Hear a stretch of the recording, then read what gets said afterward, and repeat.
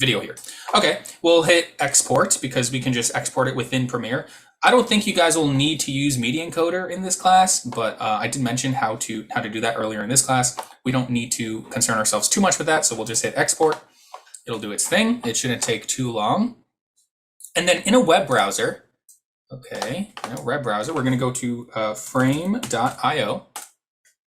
We'll sign in. You're going to use the same login information as your Adobe Creative Cloud to log in to Frame.io. We want to make sure that you create a new project. I have 5 projects, and the free plan only lets you have 5 projects. So I won't show you how to create a project, but you can just add a project, name it whatever you'd like. I have Pratt here, and then all you have to do is drag and drop your rendered video right there, just like that. You could also,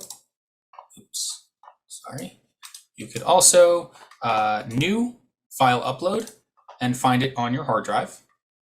Okay, and once it's uploaded, it'll look like this. And then all you have to do, click these 3 dots, go to share, share for review.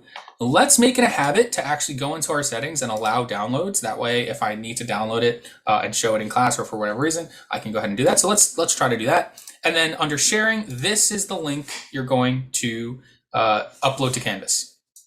We can click this icon here to copy the link. There, it's definitely copied at this point. Or we can just highlight and copy it like that. Right-click, copy properly. Okay, and that's it. And so this link you'll upload to Canvas under the assignments submission page, and that'll be that.